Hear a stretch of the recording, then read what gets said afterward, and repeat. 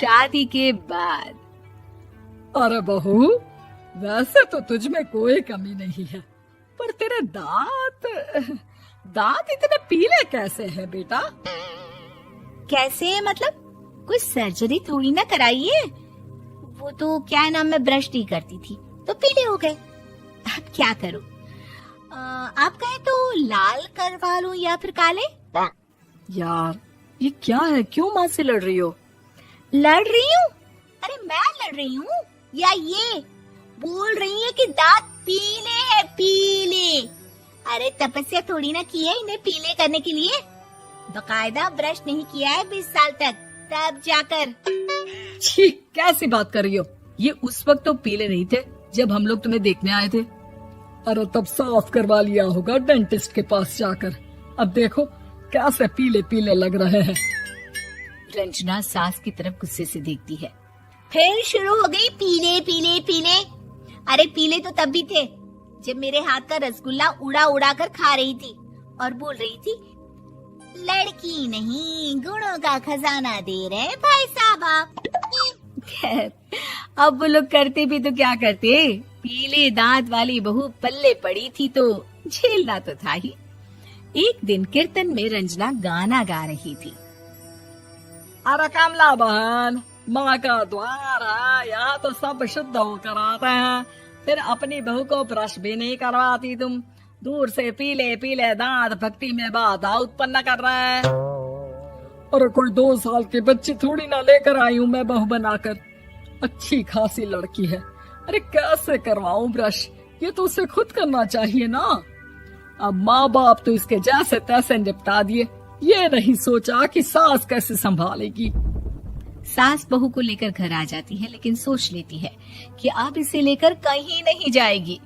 अगले रोज बहू कहती है, अरे क्या हो गया, मंदिर नहीं जाना क्या? कीर्तन का वक्त हो रहा है। मेरी मधुर वाणी से कान्हा जी जागते हैं और सोते हैं। आप तो जानती है ना उनकी भक्ति में कितना मन लगता है मेरा। वो क्या है ना, तबीयत ठीक नहीं लग रही है मेरी, आराम करूंगी मैं। तबीयत ठीक नहीं लग रही? अभी तो मिथुन के गाने पर नाच रही थी आप, और अब बोल रही है कि तबीयत ठीक नहीं लग रही। अरे भक्ति में मन लगा लो सासू माँ, ऊपर जाना है, क्या मुंह दिखाओगी आप? हाँ? सास को बहू की बात पर गुस्सा आ जाता है। मैं क्या मुंह दिखाऊंगी, इसकी चिंता तो ना कर, समझी? अपने मुंह की चिंता कर, जो ये पीले पीले दांत लेकर हर जगह पहुंच जाती है। पता है लोग कितना मजाक बनाते हैं। ना जी ना, मैं नहीं जाना कहीं तेरे साथ। तो ये बात है। कोई ना, मत जाओ, मैं अपने कमरे में ही बैठकर भक्ति कर लूंगी। ऊपर वाला दांत थोड़ी ना देखता है, मन देखता है, भावना देखता है। और अरे बस बस, तू सब कुछ दिखा, बस ये सफेद चमकदार दांत ना दिखाना किसी को, है? जा यहाँ से। बहू को सास की बात का कोई फर्क नहीं पड़ता, वो तो जैसी थी वैसी ही रह जाती है।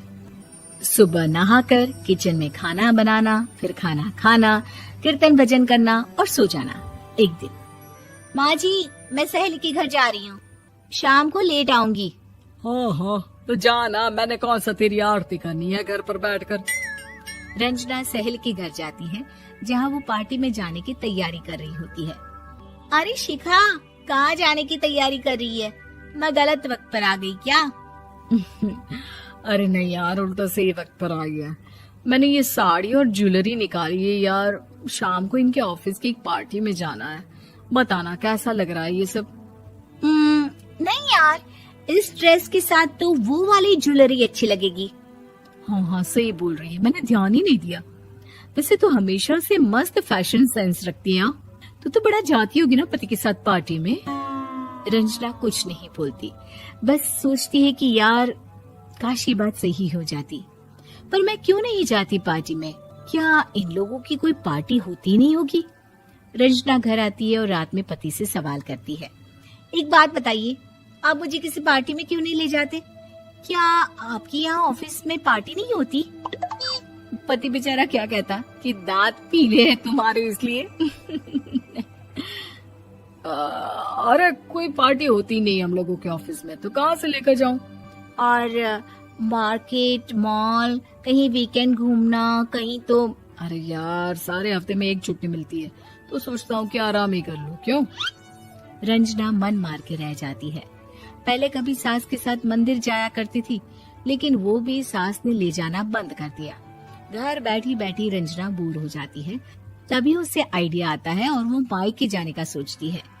सासू माँ, 2 दिनों के लिए मम्मी के घर जा रही हूँ। अच्छा अच्छा ठीक है, आराम से जा। और हाँ, माँ से कुछ अच्छी आदत सीख कर आना कि कैसे शरीर के हर भाग की तरह दांतों की सफाई भी जरूरी होती है, समझी? शुरू हो गई ना आप। वो लोग आपकी तरह नहीं है कि छोटी छोटी बात का बतंगड़ बना दे। उन लोगों के लिए मैं मायने रखती हूँ, ना कि मेरे पीले पीले दांत। रंजना माँ को बिना बताए उन लोगों को सरप्राइज देती है, लेकिन जैसे ही वो दरवाजे पर पहुंचती है, अंदर देखती है कि घर वाले कहीं जा रहे होते हैं। अब माँ, काश रंजना दीदी के दांतों वाली प्रॉब्लम नहीं होती तो वो भी हम लोगों के साथ चलती ना बुआ जी की बेटी की शादी में।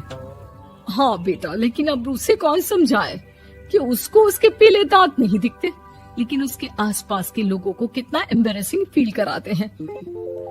मुझे तो कितनी बार उसके स्कूल की टीचर ने शिकायत की कि उसके साथ कोई लड़की बैठना भी नहीं चाहती, और ना ही कॉलेज में कोई उससे बात करना चाहता था। लेकिन पता नहीं क्यों उसे ये बात समझ में ही नहीं आती। कोई कमी नहीं है उस लड़की में, बस यही कि दांत पीले हैं। वो तो भला हो जीजाजी और उनकी माँ का, जो दीदी को जैसी है वैसे ही रखा हुआ है। रंजना को अपने घर वालों की बात सुनकर बहुत दुख होता है। वो सोचती है कि वो क्या करे, लेकिन फिर वो सीधा डेंटिस्ट के पास जाती है, अपने दांत चमकाती है और कसम खाती है कि वो रोज ब्रश करेगी। अरे क्या हो गया? तुम तो 2 दिनों के लिए गई थी ना। पर कोई ना, अच्छा है, चलो आ गई तो। रंजना सास के सामने आकर खड़ी हो जाती है और पूरी स्माइल करती है, उसके चमकदार दांतों को दिखाती हुई। हैं? चले मंदिर? माँ, मुझे माफ कर दीजिए, मैंने आप लोगों को बहुत एम्बैरेसिंग फील करवाया।